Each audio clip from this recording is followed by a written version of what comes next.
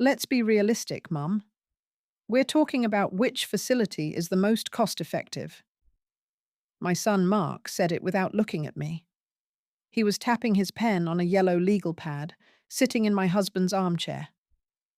I was on the floral sofa, the one David and I picked out 30 years ago. The fabric felt rough under my trembling fingers. My daughter, Susan, nodded beside him, and my youngest, Kevin, just stared at the carpet. The air conditioning hummed, the only sound in the room besides Mark's tapping pen. It felt like a bucket of ice water had been poured over my head. My own living room had become a boardroom, and I was a line item on a budget. After they left, the house was so quiet I could hear the clock ticking in the hall.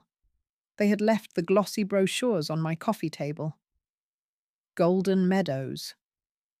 Willow Creek Assisted Living. Pictures of smiling, grey-haired people playing cards and doing yoga. It all looked so false. I walked over to David's armchair and ran my hand over the worn, soft leather on the armrest. I could almost smell the scent of his newspaper and the pipe tobacco he gave up years before he passed. He loved this chair. He loved this house. For the first time, my home didn't feel like a comfort.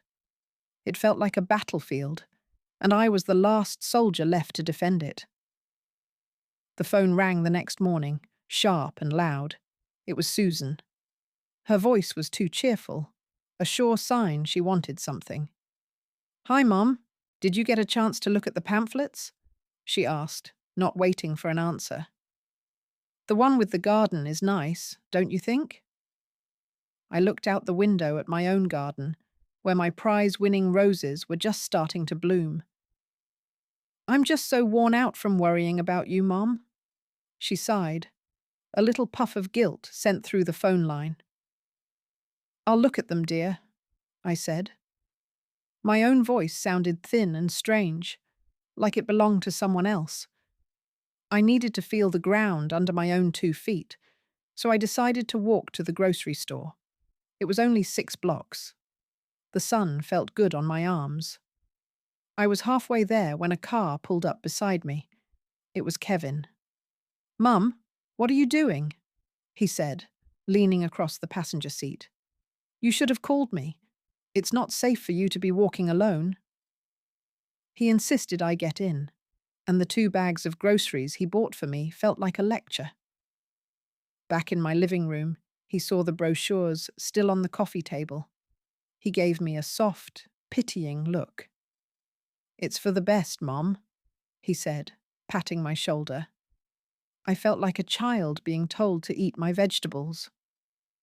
The next afternoon, I was in my garden, pulling weeds from around the tomato plants. The rich smell of the soil always calmed me.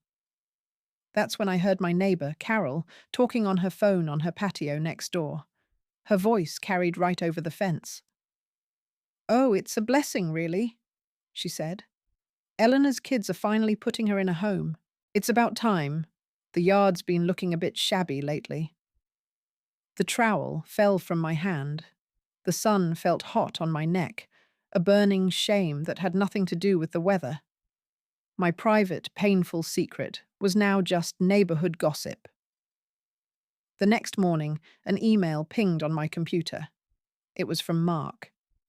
The subject line read, "Mum's Next Steps." I clicked it open. There on my screen was a spreadsheet. It had columns for cost per month, Medicare rating, and distance from Susan's house. He had compared 3 nursing homes, just like he would compare 3 different stocks. I saw the name Willow Creek was highlighted in green. It was the cheapest, the most cost-effective. I felt a chill, the same one I felt on the sofa. I wasn't a person.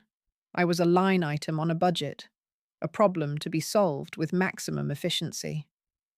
I closed the laptop, but the image of that spreadsheet was burned into my mind. That afternoon, I found myself in David's closet, looking for an old wool blanket. The air smelled faintly of his Old Spice aftershave and cedar wood. In the back, tucked behind a stack of hat boxes, was his old metal lockbox. I hadn't opened it in years. I carried it to the bed, the cold metal heavy in my hands. The key was in my jewelry box, right where it always was. Inside, beneath old photos and our marriage certificate, was the deed to the house. I unfolded the thick, crisp paper. I ran my fingers over the typed words. And there it was, clear as day. Eleanor Vance. My name, not Mark's, not Susan's, mine. A tiny spark flickered to life in the cold, empty space in my chest. Just then, my phone buzzed on the nightstand. It was a text from Susan. Family dinner Sunday to make a final decision. We'll bring pizza. On Saturday, I spent the entire day cleaning. I didn't listen to the radio. I just worked in the quiet. I polished the silver teapot we got for our wedding until I could see my own tired face in it. I dusted every single picture frame, my cloth moving gently over the smiling faces of the very children who were trying to push me out. This wasn't just cleaning. It was a kind of prayer, a silent goodbye.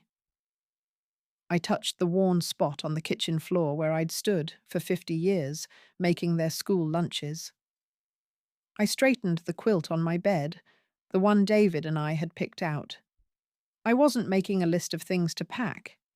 I was making a list of what was truly mine and what I was willing to leave behind. They arrived on Sunday with 2 large, greasy pizza boxes that they set right on my good dining room table. The smell of pepperoni filled the air. They talked as they ate, their voices loud and certain.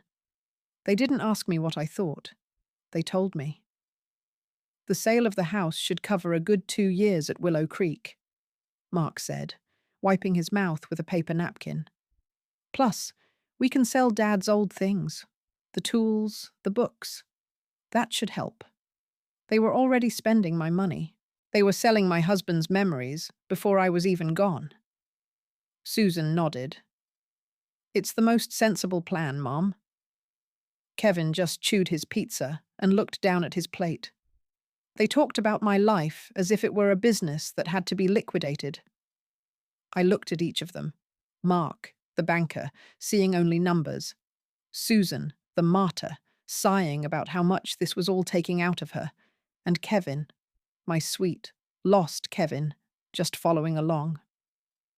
I folded my hands in my lap. The pizza sat cold on my plate. I need some time to think, I said. My voice was calm and steady.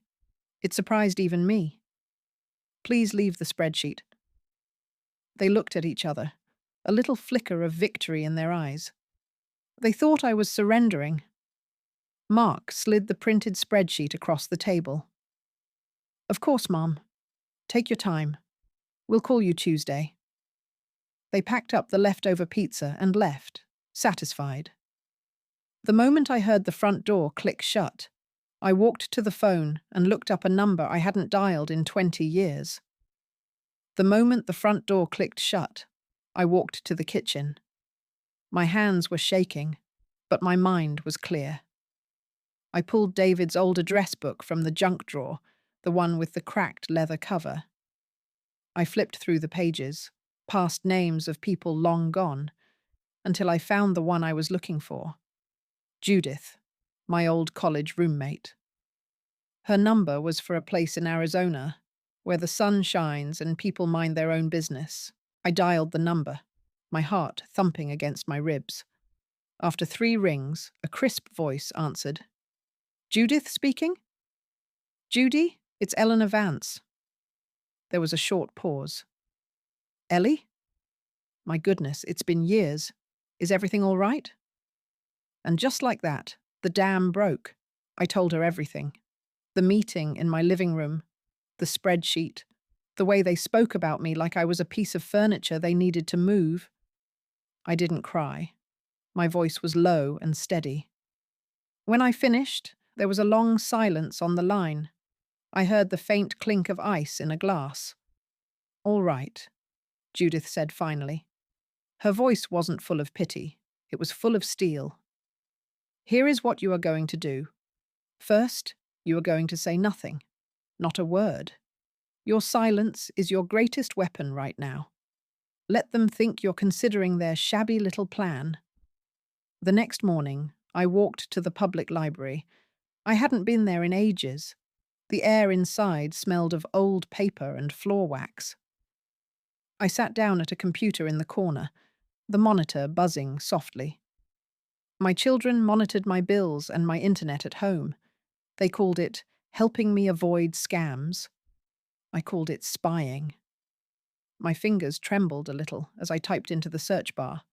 Luxury 55 plus communities, and then independent senior living Florida. The screen filled with pictures of sparkling blue pools. There were photos of women my age, laughing in a water aerobics class, men playing golf on bright green courses, people sitting at little bistro tables under palm trees. It looked like a cruise ship that never docked. It looked like another world. I found one place called Palm Oasis that had apartments with balconies overlooking the ocean. "Can I help you, ma'am?" a young librarian asked, startling me. "Oh, yes," I said, my voice quiet. "Could you please help me print this one page?" I tucked the single glossy brochure into my purse. Back home, I slipped it inside my old recipe box, between a card for David's favorite pot roast and my mother's instructions for angel food cake.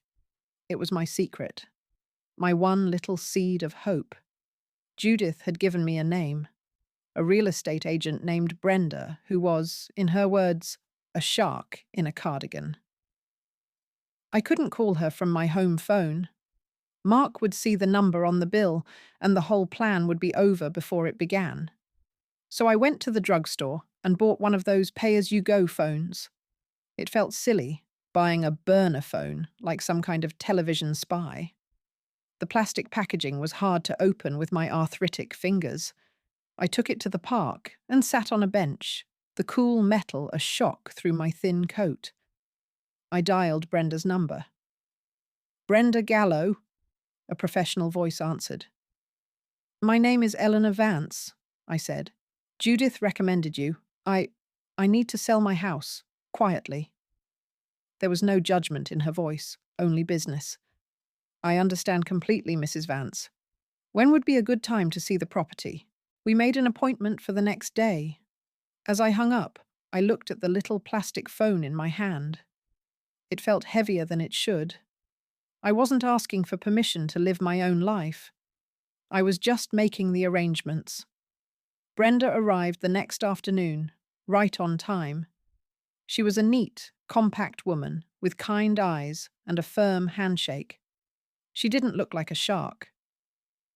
She walked through my home with a quiet respect, her heels clicking softly on the hardwood floors David and I had installed ourselves.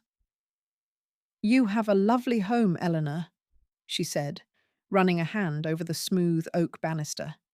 "Good bones. And this garden is magnificent."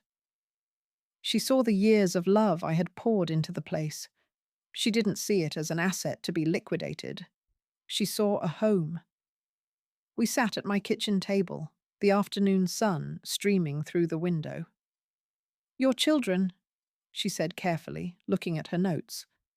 "They seem to believe the house is worth about $300,000. I nodded. "That's what Mark's spreadsheet said." Brenda gave me a small, knowing smile. "Well, Mark's spreadsheet is wrong.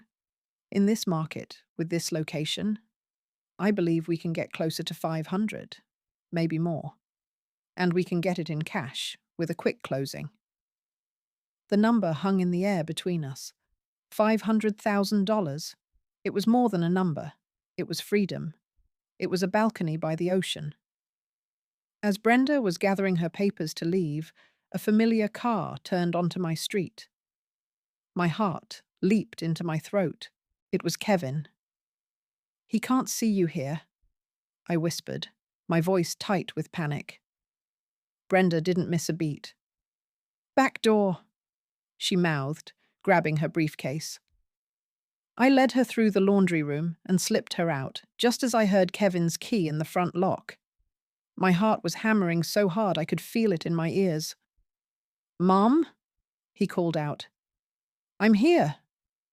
I walked back into the living room, trying to smooth my apron and calm my breathing. He was standing there holding 2 paper grocery bags. "Just making sure you're eating, Mum," he said, with that familiar, patronizing cheerfulness. He started putting away the milk and bread, things I didn't need. As he moved around my kitchen, I saw Brenda's business card sitting on the end table, right where we'd been talking. It was a crisp white rectangle on the dark wood, practically glowing. I felt a wave of cold dread. While his back was turned, I drifted over to the sofa, pretending to fluff a pillow. My hand snaked out and slid the card from the table, tucking it deep between the floral cushions. The close call left me feeling breathless, a stranger in my own home. Susan called on Tuesday. The cheerfulness in her voice was as thin as old tissue paper. "Mum, I have great news. I scheduled a tour for us at Willow Creek on Friday, 10 o'clock. Doesn't that sound nice?" I stood in the kitchen, holding the heavy black receiver of the wall phone. The cord twisted around my fingers. Through the window, I could see a cardinal landing on the bird feeder. "That day doesn't work for me," I said. My voice was quiet, but it didn't shake. There was a long pause on the other end of the line. I could hear the hum of her refrigerator. "Oh," she finally said, the cheerfulness gone. "Well, what day is good for you?" "I'll have to check my calendar and get back to you," I told her. The silence that followed was the most satisfying sound I had heard all week. The next day, I climbed the pull-down stairs to the attic. The air was thick with the smell of old wood, and dust motes danced in the single beam of light from the bare bulb. I found my wedding dress, still in its long cardboard box. I touched the delicate lace, thin as a spider's web. I found my children's baby shoes, the bronze finish now dull with age. In a cedar chest was David's military uniform, neatly folded. My children saw all this as inventory, items on a spreadsheet. They were so busy cataloguing my possessions, they forgot to check if I was still in possession of my own soul. I pulled one small, sturdy box from a shelf. I placed inside it a photo of David, my mother's locket, and my son's first report card. One box of memories to ship. I looked at everything else, all the silent ghosts of my life. I realized I could let them go. They were just things, and I was not a thing to be stored. Brenda, the real estate agent, called that afternoon. Her voice was warm and professional, a welcome change from my family's worried tones. "Eleanor, I have a wonderful young family who would love to see the house. A doctor and his wife. They're expecting their first baby." My heart gave a little thump against my ribs. "Oh, that's nice," I managed to say. "They're very eager," Brenda went on. "They could come tomorrow afternoon, if that's not too soon." Tomorrow. It felt like a lifetime and no time at all. A wave of panic washed over me, cold and sharp. But then I pictured Mark's spreadsheet. I pictured the brochure for Willow Creek. I took a deep breath. "Tomorrow is fine," I said. 3 o'clock would be perfect. The young couple arrived right on time. He was tall with kind eyes, and she had a lovely, open smile. She walked into the little room that had once been Mark's nursery and gently touched the faded rabbit print wallpaper. Her hand rested on her round belly. "Oh, it feels like a happy house," she said softly to her husband. I stood in the doorway, my hands clasped together. I watched them look at the worn spot on the carpet where my children played, at the pencil marks on the doorframe measuring their height. They didn't see an asset to be liquidated. They saw a place to begin. I knew, in that moment, that I had found the right people. That evening, Brenda called. Eleanor, are you sitting down? They made an offer. Full price. All cash. I accepted the offer without a moment's hesitation. The closing would be in 2 weeks. It was all happening so fast, my head felt dizzy with it. After I hung up with Brenda, I walked to my recipe box on the kitchen counter.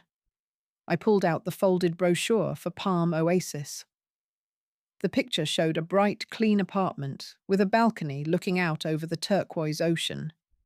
I picked up the phone again and dialed the number on the back. A pleasant voice answered. Yes, I'd like to place a deposit on a 1-bedroom apartment, I said, my voice steady. The one with the ocean view. I gave her my credit card number, using the small amount of Social Security money I had saved. The big money was coming, but this first step was all mine. I called the movers Judith had found for me. They were a small, family-owned company. When the man came to give me an estimate, I told him a little white lie. It's just a local move, I said, trying to keep my voice steady. A small apartment across town. He nodded, clipboard in hand. Not a problem, Mum. Just tell us what's going. I pointed to David's armchair, my little writing desk, the bed, and the box of memories from the attic. He wrote it all down. He didn't look twice at the rest of the house, the dining room table set for a family that never came, the living room full of furniture my children were already planning to sell. I packed my suitcases myself, the scent of lavender and mothballs rising from the closet. The house sat there, fully furnished, waiting for them. It was a silent, perfect trap. Brenda, the real estate agent, drove me to the lawyer's office for the closing. It was a sterile room with a big mahogany table and the faint smell of coffee. The young couple was already there, the wife's belly round and full under her dress. They smiled at me, a real, warm smile. The lawyer slid a stack of papers toward me.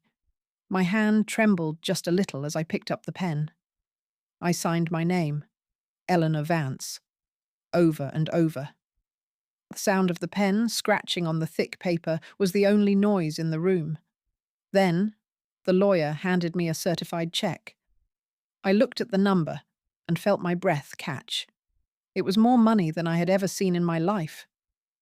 He had already helped me open an account at a new bank, one my children had never heard of. Driving home, I clutched my purse. Inside was a passbook with a number that meant freedom. It was done. The house was no longer mine. Moving day started before the sun was fully up. The air was cool and smelled of damp earth. The movers were quiet and efficient, wrapping David's chair in thick blankets like a precious jewel. By 10 o'clock, the small truck was loaded and ready to go. I walked through the empty rooms one last time. My footsteps echoed on the bare wood floors. On the front porch, I left a big pot of pink azaleas I'd bought the day before. Tucked into the leaves was a little card for my gossiping neighbour, Carol. It read, "Please give this to the new owners. They seem so lovely. Let her be the one to deliver the news." A taxi pulled up to the curb, exactly on time. The driver put my suitcases in the trunk. I got in and shut the door with a solid click. I told him to go, and I did not look back. The airplane hummed around me, a steady, comforting noise. I was high above the clouds, suspended between the life I had left and the one I was flying toward. From my purse, I pulled a postcard. It had a picture of a perfect Florida beach with white sand and impossibly blue water. I took out a pen. I addressed it to Mark, to my old address. I knew the new family would be kind enough to forward it. My message was very short. Just a few words that held the weight of everything that had happened. "You were right," I wrote. "I did need a new home. I found one." I imagined his face when he read it. That was enough. The air that hit me when I stepped out of the airport was warm and thick, smelling of salt and flowers I didn't know the names of. A car service Judith had arranged was waiting for me. We drove to Palm Oasis, a beautiful building painted the color of a seashell. A smiling man in a crisp uniform took my bags. "Welcome home, Mrs. Vance," he said. My apartment was on the third floor. It was filled with sunlight. I walked straight to the sliding glass door and stepped out onto the balcony. Below me, the ocean glittered. It was real. The clean, new smell of paint and fresh grout filled my nose. I walked back inside and opened the small box of memories. The first thing I took out was the silver-framed photo of David. I put it on the nightstand next to my new bed. I was finally home. I spent my first day just walking around. The air at Palm Oasis smelled of salt and blooming flowers, a scent I breathed in deep. I walked past the swimming pool, where ladies in bright bathing caps were doing water aerobics.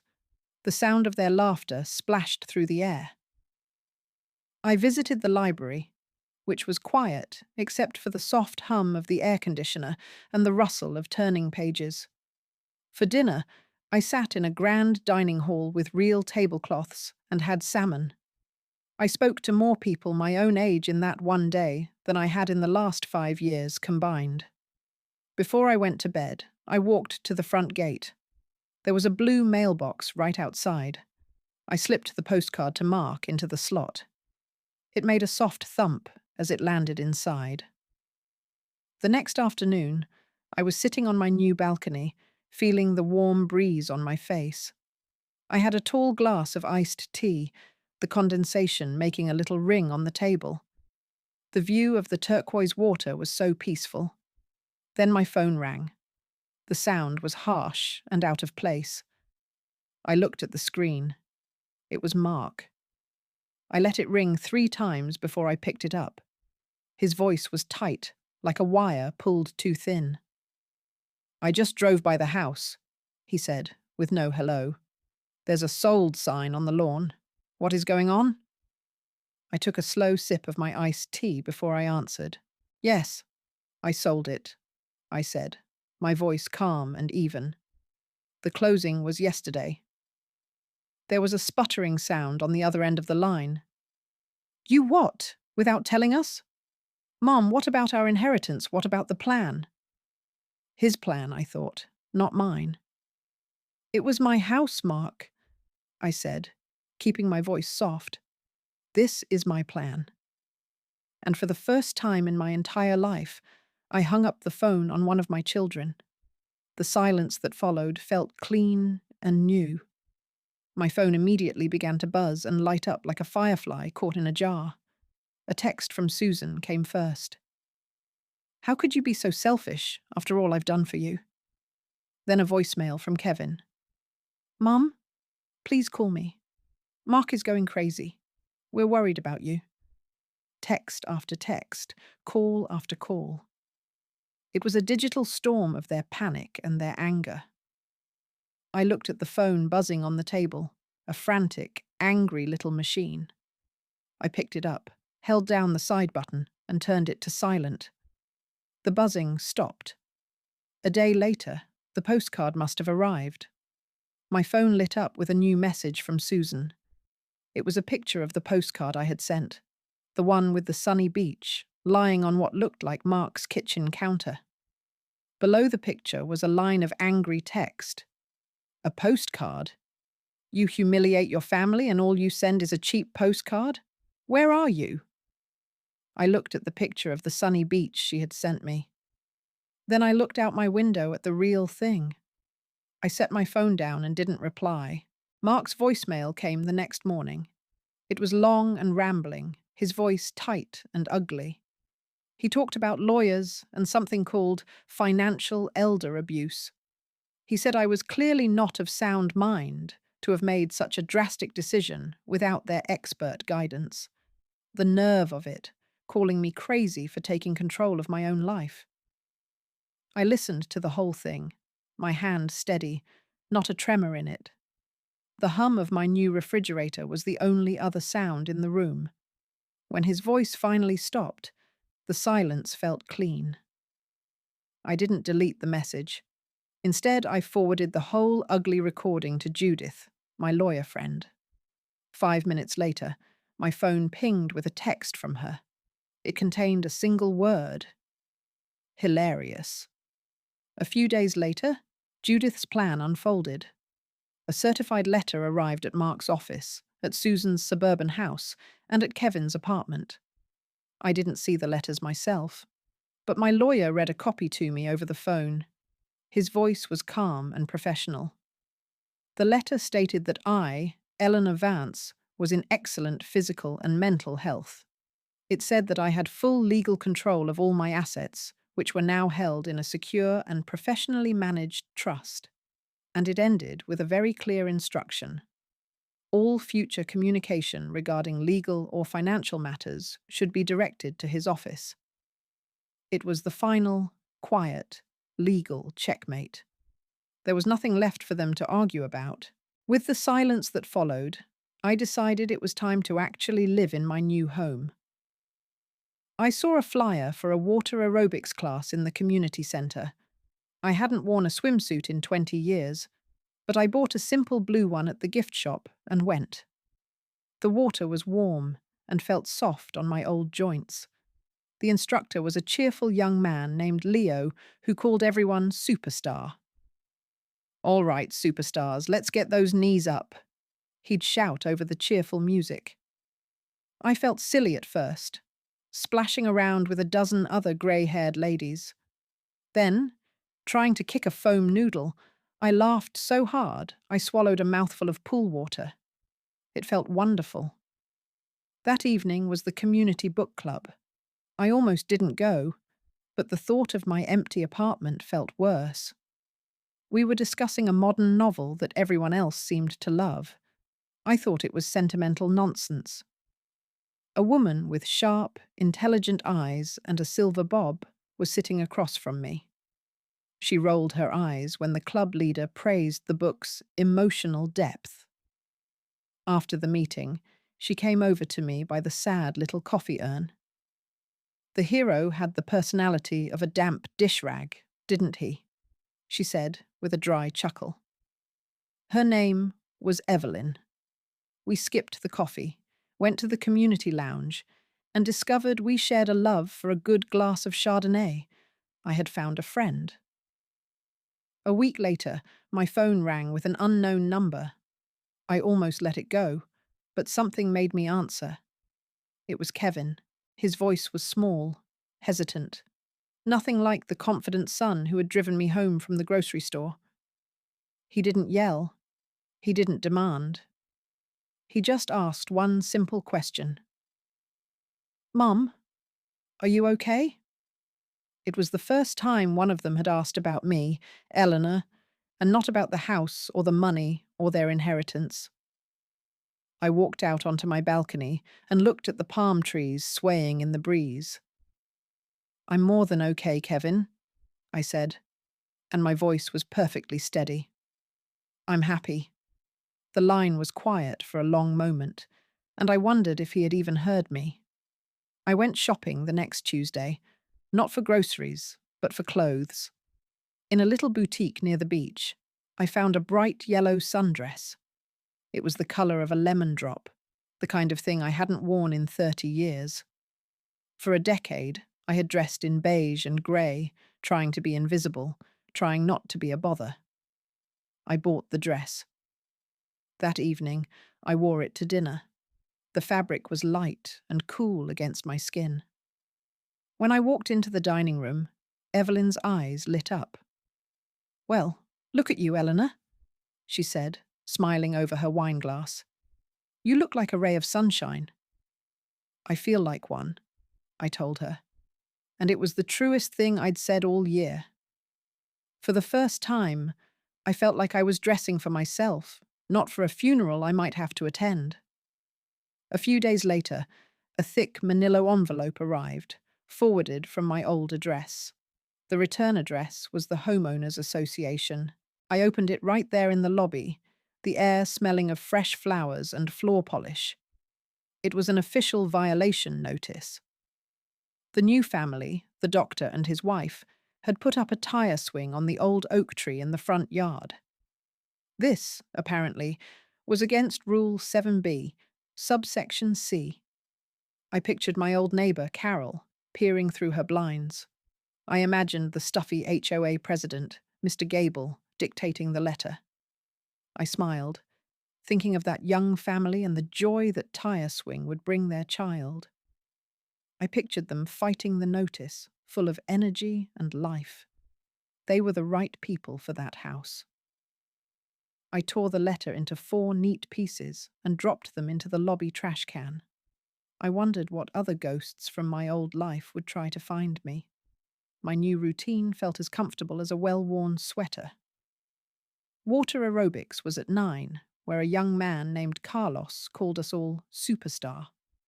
Then I'd volunteer at the community library for a couple of hours, the quiet hum of the air conditioner a peaceful backdrop. Every evening, just before sunset, I walked the paved path along the beach. My days were full. I didn't have time to feel lonely.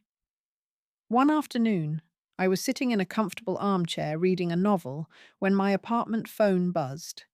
It was the front desk. "Mrs. Vance?" The concierge's voice was polite and professional. "There is a Susan Peterson in the lobby. She is asking to see you." My book slipped from my fingers and landed softly on the plush carpet. My heart gave a little thump against my ribs. I took a deep breath. "Tell her I will meet her in the main lounge in 5 minutes," I said. I would not bring her into my home. Not yet.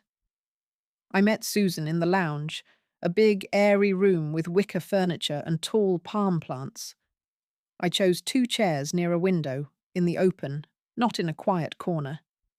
She stood up when she saw me. Her eyes were red, as if she'd been crying in the car. "Mom," she began, her voice thick with emotion. "We were so worried. We didn't know where you were." It was a performance, and I had sat in the front row for it my whole life. I looked at her, my daughter who was now a stranger in a floral dress. I didn't feel anger, just a quiet sort of sadness. "Susan," I said, my voice even and calm, "I am building a new life. You are welcome to be a small part of it, but the days of you making decisions for me are over." She just stared at me, her mouth slightly open. The practiced tears seemed to dry up right on her cheeks. She was completely stunned into silence.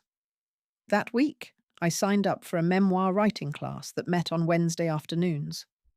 The instructor was a kind woman with silver hair who encouraged us to be honest. Our first assignment was simple: write about a home you loved. I sat on my balcony, the warm breeze ruffling the pages of my notebook. I wrote about the house David and I had bought as a young couple. I wrote about painting the nursery yellow, about the scuff marks on the floor where the children learned to ride their tricycles, about the smell of David's coffee on Sunday mornings. But the story ended differently than I expected. It ended with me, alone, locking the front door for the very last time. It was a story of love, but I realized as I put down my pen, it was not a story of loss. It was the story of a chapter that was beautifully and completely finished. I got an email one Tuesday morning. It wasn't from a lawyer or a bank. The name in the subject line made my heart skip a beat. James Vance, my grandson.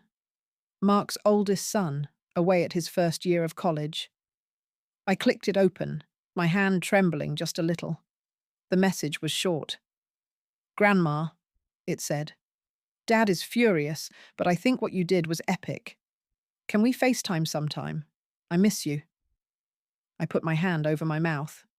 The air conditioner hummed, the only sound in my bright, clean apartment. A single tear rolled down my cheek and splashed onto the screen. It wasn't a tear of sadness. It was a tear of relief. A bridge to the future, one I thought had been burned down, was being built right in front of my eyes. We scheduled the call for that Friday. I was nervous, like a girl going on a first date. I made sure my hair was neat and put on a little lipstick. When his face popped up on the screen, smiling from a messy dorm room with posters on the wall, I felt a wave of love so strong it almost knocked the breath out of me. "Hi, Grandma," he said, his voice crackling a little. "Your new place looks really bright." "Hello, sweetheart." "It is," I said, turning the little computer so he could see the balcony and the palm trees. "It's very sunny here." We talked for almost an hour. He told me about his classes and a girl he liked. I told him about the water aerobics class and the instructor who called us all superstars. It was just a normal, loving conversation. No mention of houses or money or what his father had said. It was free from all that weight. For the first time in a very long time, I was just his grandma. That night was Evelyn's turn to host our new weekly get-together. She called it poker and pot roast. I brought a green bean casserole, the way my mother taught me, with the crispy onions on top. The smell of the roast filled her apartment, mingling with the scent of her rose-scented candles. The three of us, me, Evelyn, and another woman named Mary, sat around her dining table with a deck of cards and a pile of pennies for chips. "My son tried to get me to co-sign on a boat loan last year," Mary said, laying down her cards. "I told him the only ship I was investing in was my retirement." Evelyn cackled. "My daughter wants my silver. I told her she can have it when she learns how to polish it." We laughed until our sides hurt. We shared stories about our lives, our children's foolishness, our small triumphs. The sound of the pennies clinking on the table was the best sound in the world. I looked at their faces, lit by the warm lamplight, and I realized I had found my tribe, my chosen family. A few weeks later, a birthday card arrived. It was from Mark. The envelope was addressed in his sharp, impatient handwriting. I almost threw it away without opening it. But curiosity got the better of me. I slit it open with my butter knife. Inside was a generic card with a picture of a sailboat on it. He had signed his name. Above it, he had written just 4 words: "Hoping you are well." There was no apology. There was no warmth. But it wasn't angry either. I stood there in my little entryway, holding the flimsy piece of cardboard. It felt like a white flag, waved from a great distance. I didn't know what to do with it, so I propped it up on the little shelf by the door. It wasn't forgiveness, not even close. But it was a start. Evelyn convinced me to try pickleball. "Come on, Eleanor," she'd said. "It's like tennis for people who like their original knees." I felt ridiculous in my new sneakers and a visor, holding the funny-looking paddle. The Florida sun was warm on my arms. The court was a bright, cheerful blue. I missed the ball more times than I hit it. I ran in the wrong direction twice. But I was laughing. I was out of breath from laughing and from jogging clumsily across the court. The sharp thwack of the plastic ball was a happy sound. I hadn't felt this physically alive in 20 years. After we finished, we sat on a bench drinking cold water from a bottle. I could feel the pleasant ache in my muscles, the sweat on my brow. I realized I hadn't once thought about my old house or my children's anger. I had only thought about the little yellow ball. I set up an automatic monthly donation to the local animal shelter. There was a little orange cat on their website with one floppy ear who looked just like a stray David used to feed. It wasn't a huge amount, but it was my money, from my account, and it was my choice. The confirmation page popped up on the library computer screen. That evening, I was playing gin rummy with Evelyn. "You look pleased with yourself," she said, laying down a queen of hearts. "I am," I told her. "I did something today that was just for me." You bought another one of those bright sundresses? She teased. No, something better, I said, picking up her queen with my king. I gave some money away. The ability to be generous with the money I secured for myself feels like the ultimate luxury. Evelyn smiled and gathered the cards to shuffle. Isn't it funny, she said, her hands moving expertly, how the best things in life aren't things at all? It made me wonder what other small joys I had been missing all these years. The mail room forwarded a thick envelope from my old town. Inside was a letter from my former church's prayer group. It was signed by a dozen women, but I could hear my nosy neighbour Carol's voice in every single line. We're all praying for you, Eleanor, during this difficult transition. Then came the questions. We do hope your health is holding up. Are you getting the care you need? They weren't asking about me. They were fishing for gossip. I showed it to Evelyn over iced tea by the pool. The ice cubes clinked in our glasses. She read it and snorted. Difficult transition? They make it sound like you're molting. They want a sad story to whisper about over their potluck casseroles, I said, smoothing the wrinkled page. Well, Evelyn said, handing the letter back with a glint in her eye, you shouldn't disappoint your fans. So I took a piece of my new stationery, the one with the little green palm trees on it. I wrote back a cheerful note about the Florida sunshine, my water aerobics class, and my wonderful new friends. I told them my health had never been better. Before I sealed the envelope, I slipped in a glossy, full-colour brochure for Palm Oasis. I couldn't wait for them to pass that around the prayer circle. My phone rang one afternoon, and the screen said, Kevin. His voice was different. Not worried, not annoyed. He sounded like a man with a real problem. Mom, you got a minute? Of course, dear. Is everything all right? I asked, sitting down on my balcony chair. The ocean breeze felt good on my skin. Yeah, it's just work, he said, and he sighed. They're offering an early retirement package. It's a lot to think about. He started asking me questions, real questions, about pensions and social security, and how to know when it was the right time to stop. He wanted to know how David and I had planned for it all. I talked him through it, remembering the conversations David and I had at our own kitchen table so many years ago. For 20 minutes, I wasn't his mother who needed to be managed. I was a person with wisdom he respected. Thanks, Mom, he said before he hung up, his voice sounding much lighter. That really helped. I hung up the phone feeling a shift, like a piece of a puzzle clicking into its proper place. I was walking on the beach path, the one that ran right behind our community. The sun was warm on my shoulders. A little ahead of me, I saw a young family. The father was holding a toddler up on his hip, pointing out at the waves. The mother was laughing, trying to keep a sun hat on the little one's head. They reminded me so much of the family who bought my house. The little boy dropped his bright blue plastic shovel, and it rolled near my feet. I picked it up. Here you go, little man, I said, handing it to him. Oh, thank you so much, his mother said, with a warm, genuine smile. It's my pleasure, I replied. I watched them for a moment longer as they walked on, their happy chatter fading into the sound of the surf. I felt a deep sense of peace, of life's cycles turning just as they should. The house was in good hands.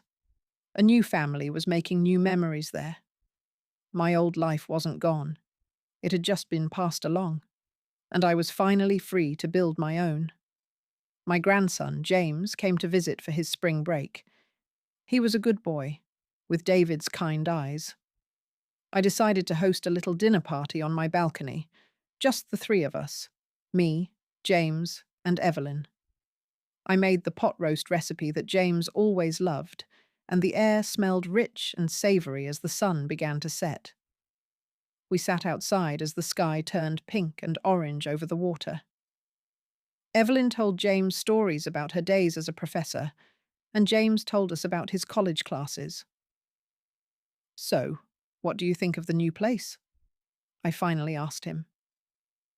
He looked around at the comfortable chairs, the view of the darkening ocean, the little string of lights I'd put up. He looked at me, my face relaxed and happy in the soft light. "Grandma," he said, shaking his head in amazement. "Dad is still furious. But you're a legend." Evelyn raised her wine glass. "To the legend," she toasted, her eyes twinkling. I felt a warmth spread through my chest that had nothing to do with the wine. Later that night, as I was washing the dishes, my phone buzzed. It was a text from an unknown number. The message was just a picture of my old front door, but someone had tucked a white envelope under the welcome mat. One afternoon, my phone buzzed on the little table beside my lounge chair. It was a text from Susan. Not a demand, not a question, just a picture. It showed a half-finished baby blanket knitted with soft yellow yarn. The stitches were neat and even. The message underneath just said, "Thinking of you." I looked at the photo for a long time. It wasn't an apology. It wasn't a surrender. It was just a little white flag, a small, quiet olive branch made of yarn. I thought about typing a long reply, explaining everything, but the words felt heavy and unnecessary. Instead, I found the heart emoji and sent it. It was enough for now. The next morning, I took David's old cigar box of letters out onto the balcony. The air was warm and smelled of salt and flowers. I untied the faded red ribbon and picked up a letter from the top. The paper was thin, almost see-through, covered in his familiar sloping handwriting. In one from his army days, he wrote, "My dearest Eleanor, you have always been the strongest person I know. Don't ever let anyone make you forget it." A single tear rolled down my cheek and landed on the page, blurring the ink just a little. I sat there, with the sun on my face, and for the first time in a very long time, I finally believed him. It was a strength I had forgotten I owned. A week later, I had an appointment with a local lawyer, a woman Judith had recommended. Her office was calm, with a large window that looked out over a garden full of hibiscus. We went over the details of my new will, a portion for my grandson's education, a generous donation to the animal shelter down the road. "And for your 3 children?" the lawyer asked, her pen hovering over the paper. "The remainder," I said, my voice steady. "To be divided equally, but managed by a trustee." She looked at me over her glasses. "Are you quite certain, Mrs. Vance?" I gave her a small smile. "Perfectly certain." It was my final act of responsible, loving control. Evelyn talked me into running for the residents' committee.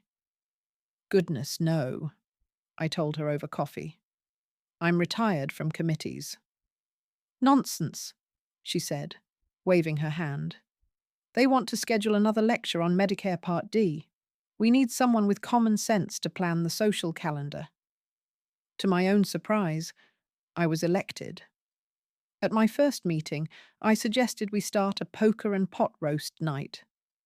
There was a moment of silence. Then Mr. Henderson from apartment 3B clapped his hands. "Best idea I've heard all year."